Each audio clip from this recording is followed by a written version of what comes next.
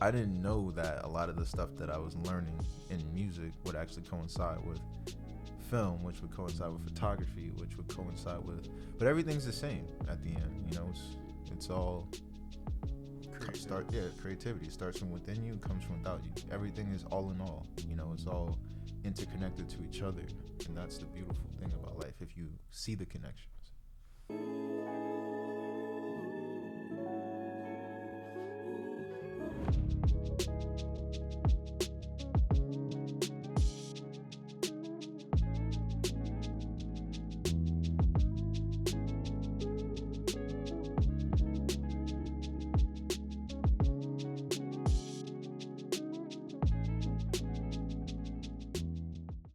Good morning, good afternoon, good evening. Welcome back to our platform, your show. I'm your boy Drew. We are Option 4 Podcast. I'm always joined by the second half of the show, GQ Nesto. How you doing today? What it do? I'm doing good. Traffic got you feeling nice? Yeah. Or something else got you feeling nice? Well, a little bit of everything. A little bit of everything? Yep. You All already right. know. All right, and ladies and gentlemen, today we are in for a very, very special treat. I would say our guest represents what I classify as iconic movement, not because of his individual swag, but because of what he's on course to create, right? His platform will be a place of community, inspiration, and creativity. Please welcome to the show the editorial director of Lo-Ami magazine, Mr. Adar. How you doing today? I'm fine, y'all. I'm just happy to be here. You just happy to be here? I'm just happy to be here. You Actually, that traffic got me fucked up. I don't know about y'all, but that traffic does not have me feeling nice. Coming from Hollywood to downtown LA is not it. It's not the business? It's not it at all. It's not. Man. But we thankful you're here. Thank you. Thank you for having me. And also, I got checked. So actually, Pepper is the managing director. I'm actually the executive editor. So basically what it is I oversee how the layouts work, how the content comes together, curation of it, that kind of thing. And obviously I pop out and do stuff like this. You know what I'm saying? And then, you the face. Yeah, and then she basically is in the cut being like, it should look like this. I feel like it should be like this and that. And then I basically like, all right, let's do it. Public relations. Yeah, I relate to the public. For sure. I got Hey, you got front row parking though. Just gotta throw it out there. Just gotta throw it out there. I finally did it, man. Executive. Mama, I made it. Last event I was at where I was supposed to get executive parking, Nesto had to pull a cone out for me, block out the parking spot. So we made it executive. He had to make it executive, but this time I felt the red carpet vibe. So all you needed was the velvet rope. Hey, actually, last time I saw Nesto, we was on the red carpet. Yeah. So that's how we get down. Fun times. Fun times. All right. For all the listeners and the viewers out there, man, please share a little bit about your background, man. Where did you grow up? I grew up in New Jersey on the complete opposite side of the spectrum. Okay. You good at stealing cars? Not yet. I wasn't good enough. That's why I had to leave. Like New Jersey Drive, I didn't make the cut. So. He's like, I went to the Math Olympics. I went to the Math Olympics. It's crazy. Nah, I definitely go to the Math Olympics. But going to school, metal detectors in like 6th grade, you had to go through and all that stuff. It was definitely different. So moved out of there. Grew up, lived in Georgia for a little bit around the time where like Atlanta music scene was like on the up. So after that, went back north for a little bit. Stayed in New York for a lot of bit. I don't know exactly if I need to fill in any gaps anywhere. No, you good. Yeah. I got you. I went to school for a little bit. Didn't go to school for a little bit. Was doing dumb hood rat stuff for a little bit. And then I was like, you know what? I should probably just go back to school. So I went back to school. Looked at a list of majors. I wanted to major in music because like everybody's into music, but obviously they said I couldn't because I didn't play a classical instrument. They wanted someone like play upright bass, play the cello. Yeah. So like lay it to sleep and all that. But I wasn't doing that. So so I ended up minoring in music management, and they said to do that I had to major in a list of majors. I looked and I saw film, and that's where it took off. I was doing a lot of like projects in school, like as a director of photography, which is what segued into photography. So when I got out, I wanted to do my own thing. Bought myself a DSLR, like a camera, and just wanted to take pictures of scenes and stuff while I was in New York. And that's how I stumbled into Fashion Week, and that's how I stumbled into fashion magazines. So, well, fashion production.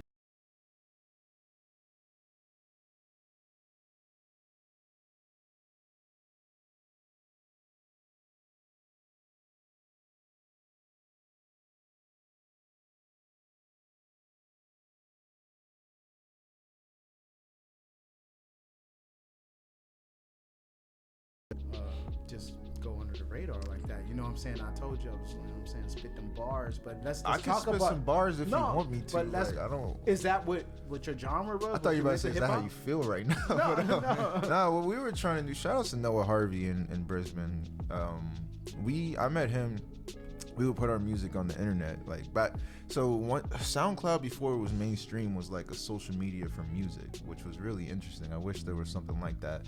And I would love to create something like that one day. But basically we would put our music on the internet and people from all over the world would hear it, and then like they would collaborate or they'll send something. So like I met Noah through someone named Rowan, who met me through someone named like Nee Kulo or something like that. But I got introduced to Noah and we started making music together around like 2013. He would make beats in Australia, he would send them to me, and I would either rap or I guess sing, record, however you want to phrase it, over it in when I was in Atlanta. So we were making a lot of music at that time, and then I was starting to like have this little existential crisis where I'm like, I don't know if this is like, I don't want to be some famous guy or anything like that, you know. I just want to express myself kind of thing. So stopped for a little bit, picked it back up for a little bit, you know. But yeah. What would you say you were similar to? I think we were trying to, at the time, which is where the crisis came in, was make something that wasn't heard before. Like I wanted to make something that I personally felt like I didn't ever hear before at that time. And at that point, it wasn't really, I realize now that it can't be too far out where it's your own. Like if you're gonna put it out, it has to be something that everyone could gravitate to. So now if I would make music, which isn't very often these days, but if I do, it's more like, it's more accessible. Like even though it's still my thing that I feel like I'm doing in a way that I personally haven't heard, it's still more accessible for other people. Like you can still hear it and you can still bop, like that kind of thing. But I don't know, if you were to ask me like early influences for music, I would say like anything from like Billie Holiday, Ma Rainey, to DMX, like 50 Cent, kind of like Chief Keef. You know, like I have a very wide, weird. I was about to say that. Yeah, like Rolling Stones. Like these are all like inspirations to things that I heard, and I'm like, you know what? Like I have a lot that I'm leaving out, but you know, shout out to anything that I'm leaving out. For sure. So I mean, I know your story. You know what I'm saying? I mean, you know, kind of chopped it up prior to this interview. But what I asked you during our conversation was just like, dude, like your journey, your roadmap. You know what I'm saying? You had a lot of things that wasn't necessarily interrelated. You know what I'm saying? But they kind of fell into place at the end of the day. Was it easy for you to recognize, like, oh man, snaps, like I needed that for this, and then I needed that for this?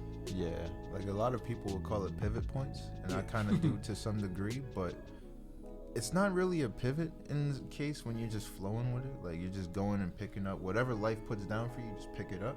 You just move forward it, because you never know. It's like you're watching a movie, but you're in the movie, you know? It's interesting how life unfolds if you let it unfold. And what happens is you end up collecting a range of experiences that all lead one into another. You know, you start learning different things that you didn't know that if you didn't learn this here, then you wouldn't be able to do this there, you know? So it's that kind of thing with life. That's how it's been for me. So, you know, I've been, I didn't know that a lot of the stuff that I was learning in music would actually coincide with film, which would coincide with photography, which would coincide with, but everything's the same at the end, you know. It's all creativity starts from within you and comes from without you. Everything is all in all, you know. It's all interconnected to each other, and that's the beautiful thing about life if you see the connections. Nice. GQ Nesto, or are you just absorbing? I'm just trying to like listen to this to create some bumper stickers. The Oracle. You know what I mean? He came in to get this. Like, I'm ready. Like this is all inspirational. Ether. You know, Make your soul burn slow. jot this down. Is life giving me clues right now? Hey, keep up, Nesto. Keep up.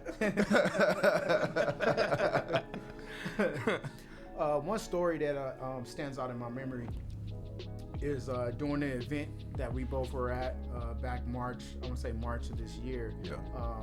You know, whenever I always say, like when we first started this, it's easy to point out deficiencies. You know what I'm saying, for the person that's on stage, but at the same time, that person's on stage and you're sitting in the audience. Yeah. You know what I'm saying, and you're heckling in a sense. Yeah.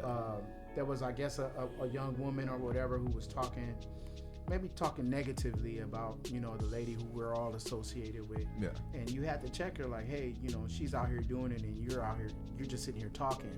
So how does it make you feel, especially with Loami, and with the way where you want it to be, you know, like you're actually putting action behind your words. How does that make you feel? Yeah, I mean, it's easy to watch LeBron James on a fast break when you're in the nosebleeds talking about, I would have dunked that shit. You know what I mean? Like, yeah, but you wouldn't be in that situation in the first place, so you can't say nothing about it. So if you see somebody doing something and you're not doing anything, the first thing you should do is go do something before you try to figure out what somebody else should be doing.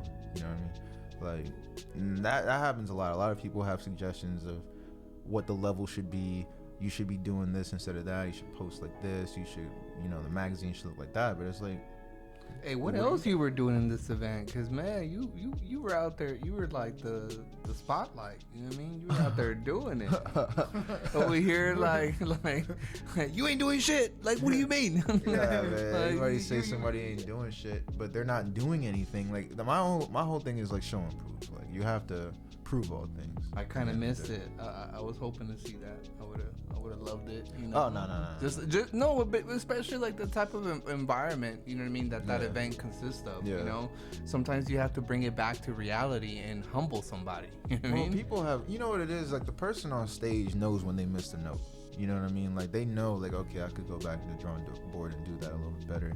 And they got people around them that could let them know that. And the thing is, when you do something for the open, like for the public, you put a piece of art out, you put a piece of music out, you put a photo out, you put your voice out. It takes courage. It takes courage, but it's also open for criticism. It now belongs to the public. Like, everything you do now belongs to someone else's interpretation, to where they can create their own lore or their own world out of it and their own opinion about it. So, you know, you also have to welcome that. You know what I mean? Like, there's a story in the Bible where somebody came up and was like cursing David out, and then David, you know, one of his men, because David was a gangster, he was rolling around with dudes that was crazy. One of the dudes said, David, I'm gonna take this dude's head off. And he was like, nah, let him talk, because if the Lord got this person cursing me out, then that's what it is. You know, so people want to talk, people want to criticize. Some of it's constructive, some of it's just talk, but that's what they're there for. That's what the peanut gallery's there for. The peanut gallery. What was like on the old mixtapes? Like, you're watching, we're working. So yeah, that's what. Hey, you gotta let him know sometimes, you know, and he ain't lying. I mean, I think this whole social media, all these different platforms that are supposed to give out information, it's always they're trying to in a sense drive their own agenda. Yep. You know, and you could either think about what it really is versus what people are trying to make you think of it. Yep. You know, I think it's huge, especially in this day and age. Like you're not gonna bamboozle me over believing that this is how I should think, you know. And I think it's very important for everybody to start, you know, fucking be woke.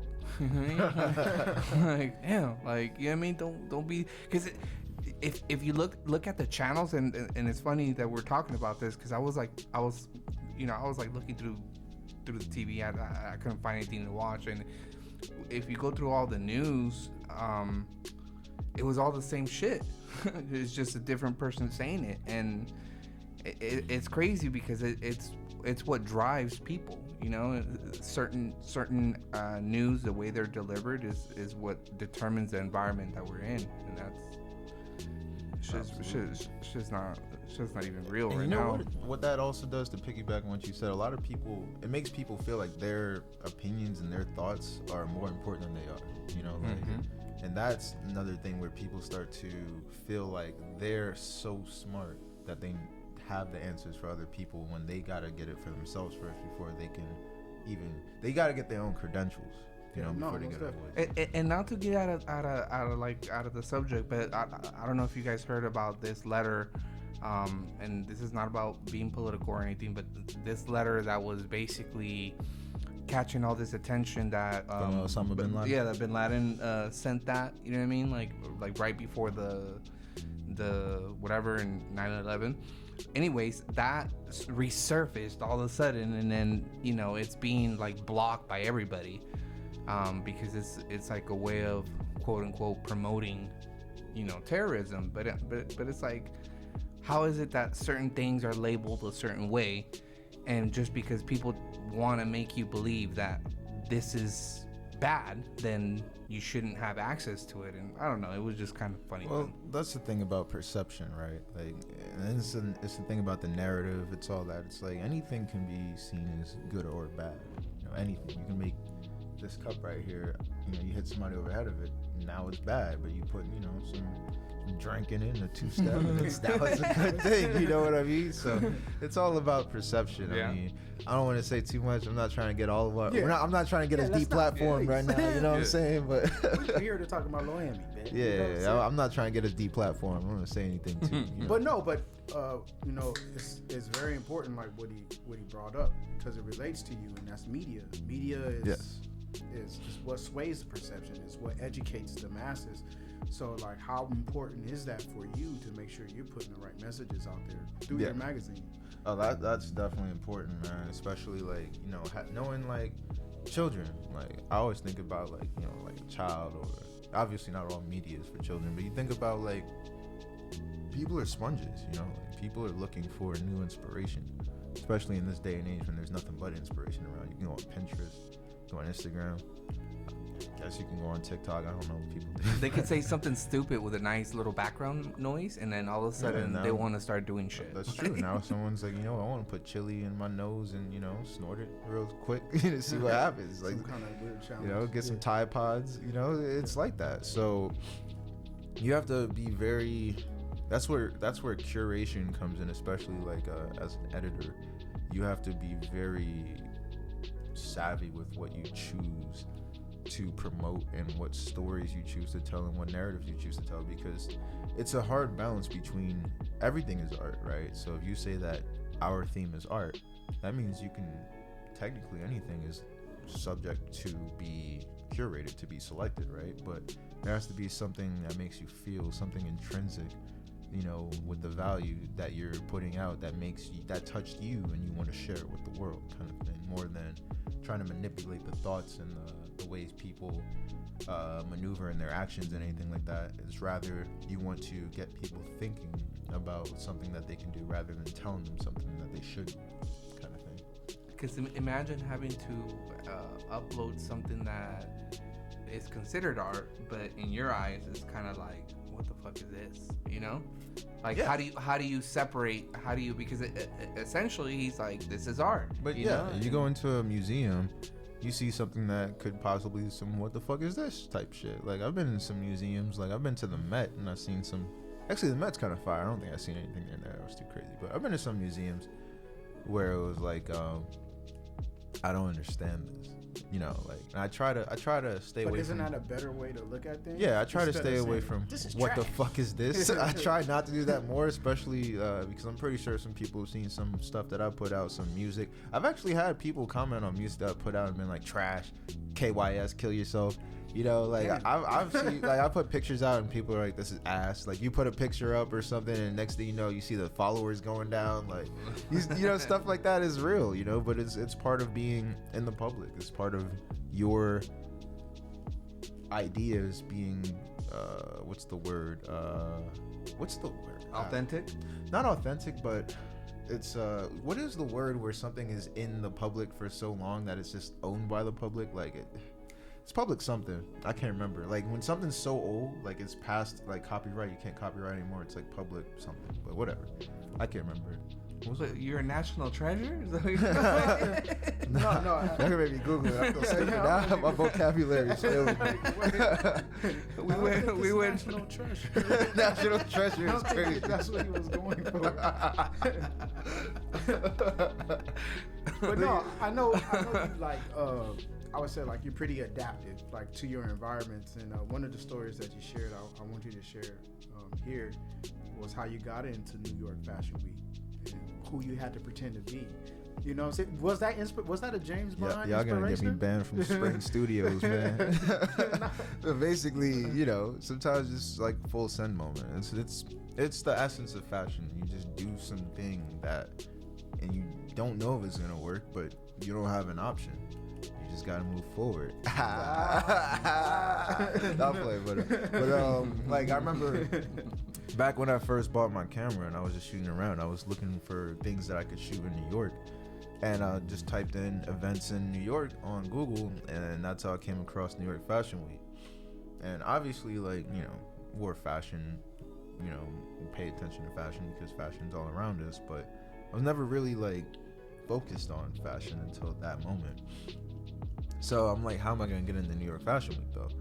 I don't even know what it is. So I went on a CFDA website. They had this fashion calendar there, so I saw some events on there, and I was like, okay, I'll just show up to this, you know. So I remember it was a colorful show in New York. I want to say I'll never forget this, but so I'm like, all right, cool. So I'm on the train to Manhattan, and I'm thinking the whole time like I should probably just not do this, probably turn around. I get to Manhattan, I'm like, okay, I should probably just turn around. I don't know what I'm getting myself into. So then I walk from Manhattan to Spring Studios, which is in Tribeca, and I'm thinking the whole time I'm walking, I'm like, I should probably just turn around. So I get there, and they're like, sir, hi, who, you know, what are you doing here, basically? I don't know what to tell them, so I just tell them I'm from Germany. I'm like, I'm from the German Times. I just landed in New York this morning. I have to get in this show. And they're like, you know, it's like every fashion show, it's just like some interns, right? They don't really know what's going on. So she's just like, oh my God. And I'm like, this is not free sauce. This was like a play in 2017. You try this now, you're probably getting your ass kicked. You don't want to try this at no fashion show in 2023 after COVID, but it was lit in 2017, 2018. But yeah, so she's like, I don't know. So she sends me to security. Security's like, I don't know why they keep sending people over here. Like, this is their job. They need to deal with this. So security's like, come with me. So he brings me back to the girls, like chastises them. And then the girls are just like, I don't know. So they just let me in with a standing invite. Took some terrible pictures, like probably the worst pictures I ever took in my life, which is cool. But the people in the crowd, it was weird because everybody was like somebody. Everybody was doing something. I've never really been in spaces like that before. I mean, the closest was like college, but not really. Everyone was studying something, but not everybody was doing something. So I would see a girl with like a nice dress. I'd be like, I like your dress, you know, and like talk to her like a normal person. Like, can I follow you on Instagram? Sure. They give me the Instagram, 1 million followers, Miss Universe, 2017. I'm like, oh, okay, goddamn. See another girl, I'm like, oh, I like your shoes. It's really nice shoes. Like, what do you do? Talk to her. And then you look on your Instagram, the same girl is on the fucking explore page with the same shoes and same outfit and same bag and everything. You're like, damn, 5.5 million followers. This is crazy. So, you know, just over time meeting people like that, you know, shooting more and more at, you know, going to New York Fashion, going to different events, you know, your network grows. And, you know, that's recruiting at its finest. Yeah, it all starts from just putting yourself in a situation that you normally wouldn't otherwise. For sure. And keying off of that whole network phrase, would you say, you know, like we talked, someone may be watching or listening to this and say, man, like this dude has his own magazine or is a part of his own thing. What would you say is most important, having that network or the capital? Well, that's an interesting question because, I mean, you know, like Amazon is constantly expanding, you know what I mean? Like, you would think Amazon does not need any more capital, but that's not true because now Amazon's moving into like cloud hosting. Now they're moving into all types of crazy stuff. They're moving into video streaming, Fire Sticks, you know, like there's never enough capital. There's always something you can do to grow, but something that you need to grow is a network. You know, you need to know people who can get resources for you if you don't have the capital. You know, and that's why I feel like having a network is extremely important. Like having a network, like meeting y'all through another person who I met through another person. That's how I ended up sitting here today, through a network. There was no amount of capital that would have got me here, you know, sitting with you guys. So sometimes a network is extremely important, especially if you're dealing with creativity, because one thing I learned about with putting productions together is you can have your own idea, but you can't do everything. And even if you do everything, someone else's idea, if you give them that trust, can change the complete outlook and the complete final product of what you did to where it's no longer yours. It's a collective. It's something that's beyond what you would have possibly imagined, because it's different than what you would have imagined, because now it's two imaginations coming together instead of one. You know, it's almost like having a baby or something with somebody. It's like, it's just, you created something that wasn't there before, and it wouldn't be possible if you did it by yourself. Well, it would be possible, it just wouldn't be the same.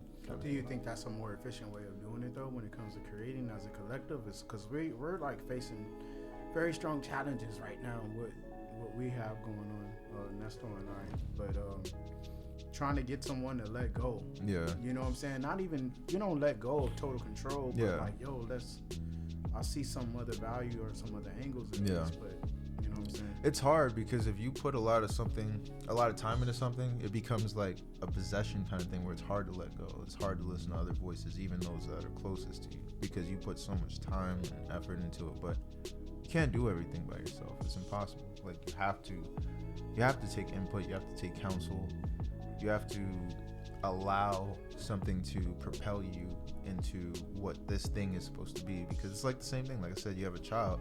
That child's supposed to have a life of its own. It's not supposed to be under your control forever. You know, like, same with the magazine. I can't just say, I want it to be like this, I want it to look like that, and not listen to anything else, or it's just going to be what I want it to look like. But what if my view's limited? What if somebody else can see something I don't see? You know, that's why they have head coaches. You know, that's why they have players. That's why they have GMs. You know, the whole thing needs to operate a certain way.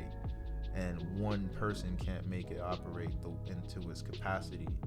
But at the same time, it's like, same way another head can push it to a different level, another idea could completely destroy everything, you know. So it's a balance. It makes sense. And especially when the stakes are high, some people are afraid to take risks. But I'm not a gambling man. I mean, I remember I won $31 playing blackjack, and I was like, I did it, y'all. I made it. I'm good. So, but sometimes you have to take risks to get actually all the time you have to take risks to get the reward. Like, the bigger the risk, the bigger the reward, obviously. So, yeah. Are you a gambling man? I don't think so. I don't think I am. No? No, I don't. A little bit? I don't know. I mean, nah, I don't think I am. I think I'm more of a calculated risk taker. That would be more of my area. But isn't that gambling? No, hell no. No? It's not a gamble. It's not a gamble if you know that if you're okay with the worst outcome. If you're okay with that, if you're okay, like, okay, what's the worst thing that can happen? Am I okay with that? If I'm okay with that, then that's not really a loss.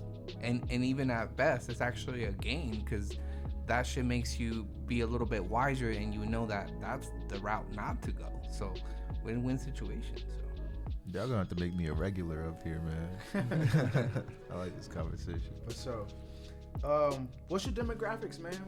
What is Loami? Structure? Who is your target audience? What is its purpose? I mean, what's your vision? Well, the beautiful thing about the world today is that it's extremely connected.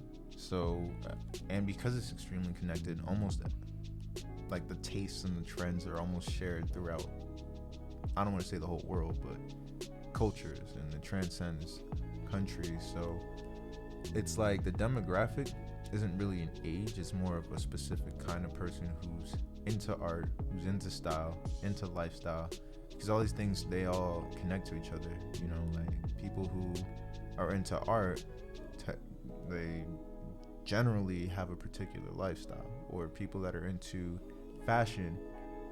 Fashion is just a way of doing things, right? Like, how you fashion this is old fashioned, you know. It doesn't really mean clothes. So fashion could be art, fashion could be music, fashion could be anything.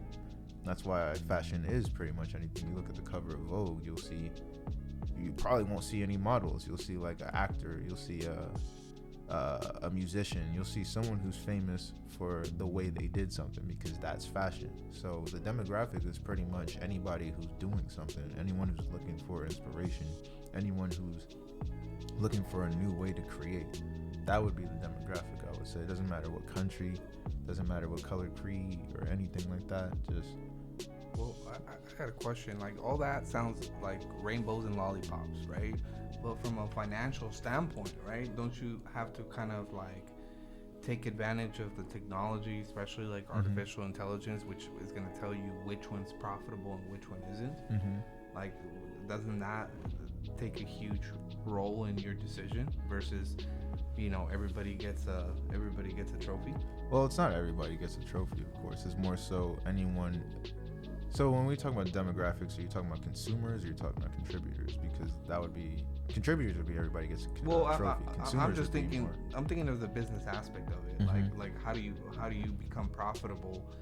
Maybe not necessarily instantly, but like in the long run. Like, what is it going to create the magazine to have this future value based on its content? Obviously. Well, quality and community. Okay. For sure. You have to have a quality that transcends demographic. You have to have a quality, because you have to think about something like this, like pop. The word pop means popular, right? Pop culture, popular culture. Popular means majority.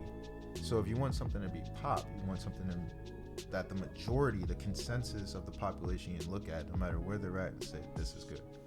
That's where you start to transcend and you reach that status where, you know what I mean, where the overall global picture, you know, because I could say the demographic is someone from 18 to 34 who has an interest in beauty and has an interest in fashion, and they live in the LA metropolitan area. That's great. But now with Instagram, now with TikTok, there's like 1 billion people on Instagram right now. You know what I mean? Everyone's looking at the same content. Everyone's looking at the same trends. So I can't say that the demographic is someone in the Midwest who likes handbags. It has to be something more general, where the quality speaks for itself, where it grabs the attention of someone in Russia, someone in France, someone in Turkey, someone in Chicago, you know. And that's why the stories that we curate are from all over the place. They're in Milan, they're in Paris, they're in LA, you know, they're everywhere, because we need to be able to tell everyone's story as a collective rather than targeting like a one-off person or something like that, or some use case. If that is your intent, how do you determine what sort of content or what content goes into each issue? You know what I'm saying? Like you said, it's like it's almost like, you know, it's still fashion, but it's music. You know what I'm saying? Like music it goes beyond religion, goes beyond race. You know what I'm saying? Yeah. The way it touches. So how do you determine on what you focus on per issue? Yeah. So that's a good question. The last issue just came out yesterday. Actually, I got here in LA Wednesday. Issue dropped Thursday. I'm here right now on Friday. So, nice. It's like the same way like with an album. You know, what tells the story? You know, you're taking, let's say, 10 editorials from different parts of the world, different people, but they all have to tell a story like a book, like front to back together. You know, it's not easy to do, to make this person's story and that person's story not the same story, but different chapters of the same book. You know what I mean? So when you're curating, you want to do things either based off a theme. You want to have something that ties everything together. Autumn fashion, or creators with bold, fearless designs, or not even just designs, art. Because now you have to open up for art, you have to open up for things beyond fashion, you know, or you want to close it to just fashion for this one issue. Let's say it's July, okay, let's target swimwear, you know, because it's summer now, You know, you just have to kind of think about what is happening in the world and how these stories come together and actually propel what's happening in the world, push culture forward in the world, or give different voices to different areas in the world, and then you kind of put them all together as one voice, and you push this out as this is the voice of the people, rather than this is like just another magazine. This is a community. This is where ideas get shared, but the voice is still the same. It's not easy. It really isn't easy.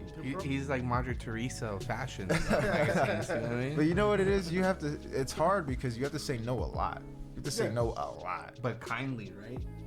Not always. No, yeah. Not always. And that's the hard part. Like, I regret to inform you that. Yeah, you have to regret to inform, and sometimes you have to just inform. You know, like this isn't gonna happen because some people. This ain't gonna happen, bruh. Because like you said, like you can't give trophies to everybody, but some people are just looking for their own personal trophy. Some people are just looking to say, I'm on the cover of something, or I'm in this, like, and they think it's something that you can buy. Like, give you $1,000 and just put me on the cover of your magazine. A lot of people would say yes to that. Never promote the magazine, never put it on their website. Just take the $1,000, just print something. You know, that's the world we live in today. But when you go back to the quality and community aspect, when you're thinking about the long run, you're thinking, okay, what is the spirit of what we're putting out? Is it just like come one, come all who has enough money to, you know, keep the lights on? Or is it, do we have something special that we want to promote? Do we have something special that we want other people to gather? Because it's like the energy that you put out is the energy you receive. If you put out pay for play, you get paid for play. If you put out quality assurance and quality control, that's what you're gonna get. It's not gonna be easy at first because a lot of people aren't into quality. They want that fast food. But it takes time to get quality. It takes time to build something that looks presentable. But if you want everything around you that comes in the future to be quality, you have to really, really hone in on quality. So sometimes you'll see something and you're like, you know, you get the heartstrings, like, oh, I would like to figure out how to use this piece, but you also have to think about the bottom line, you know, the same way. Filters. Exactly. The same way you have to think about the bottom line financially, you have to think of the bottom line in quality. And the two have to balance each other out. And that's where it comes down to, you know, what story. And it almost feels like you're choosing what story is more interesting than the other. And that's where it becomes like, it becomes kind of like a personal battle. Like, am I saying that this story is more interesting than that one? No, of course not. But what fits the voice of this theme that we're trying to promote right now? What fits the quality? You know, that's ultimately what it comes down to. What tells the story, the collective story better, and what tells its own individual story versus the collective. I like the way you break things down, man. I just like, Appreciate it. you know what I'm saying? Most times, well, not want to say most times, but sometimes people come up in and you be like, bro, what are you saying? But no, I like the way you break things down. Good job, man. I felt like I was doing one of them, what are you talking about? Like Russell, what? What are you talking about, man? Like, So like, what motivates you to do better? seeing different ways of doing better. Like, if I see something that's interesting, or if I feel something interesting, the people around me are expecting also at the same time that I do better, you know, because people see and they understand like potential. So I always try to push myself, not to the edge, not to the limit, but damn, a little gassy. But Edit that out. I got you. I bet. But yeah, it's like you have to want it for yourself as well. Like, you have to want better for yourself. You have to want better for the people around you. And the only way to do that is to look inside and make yourself better, then everything else around you is going to change. You know, like, if you don't like what's going on around you, you probably don't like what's going on inside of you, because you're there. You know, like, you're where you're supposed to be at all times. So if you feel like there's something that should change in the person next to you, something that should change in the person in front of you, that means that you want to change something about yourself, because you start changing your habits, you start changing your choices. Next thing you know, a lot of people that are around you, because you have similar habits, now you don't have them similar habits, people aren't around anymore. So your whole everything around you changes once you start to change your thought process. You change your motivation, you change your inspiration, because inspired literally means in spirit. So it's like whatever you take in is your inspiration. It changes like your energy. So you start to be inspired by different things. You start to broaden your horizons. You start to find different outlets for creativity, and you just explore them. That's it. We got a couple reels out of this one. Yeah. Y'all gotta be doing the voiceover thing where y'all take my voice and put like birds flying in black and white. Little house on the prairie. Yeah, somebody jogging.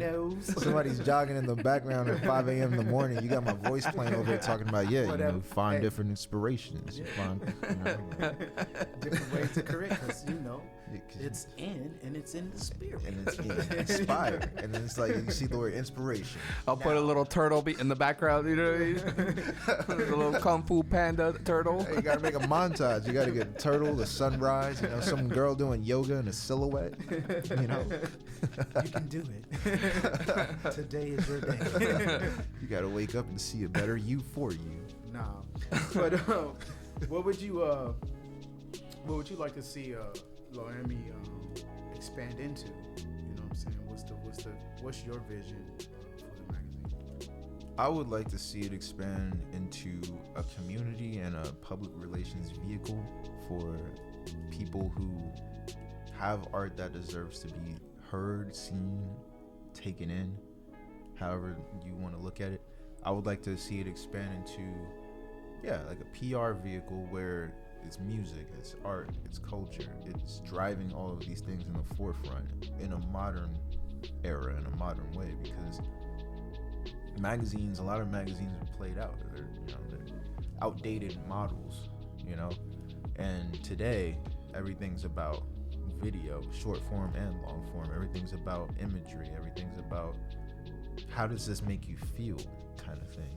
And I'm not really trying to figure out how to make people feel some way, but I want I want the things that are interesting in driving culture, like fashion, like music, like art, like poetry, I guess you could say, like just anything that has to do with creation, to actually have a place where it lives, and it's just not just somewhere to put something, it's somewhere that it piggybacks off of something. I want it to turn into even a vehicle for, let's say, like reality shows, like editorial reality shows, you know what I mean? Like somewhere where it feels like a Netflix almost, where it's like you can come here and you could see an 8-minute video about cars, and then you come here and you see something like a 30-second video about fashion inspiration, or you come here and you see like this is a breaking new artist going about his day, and then you see something that's like maybe a skit or a sketch.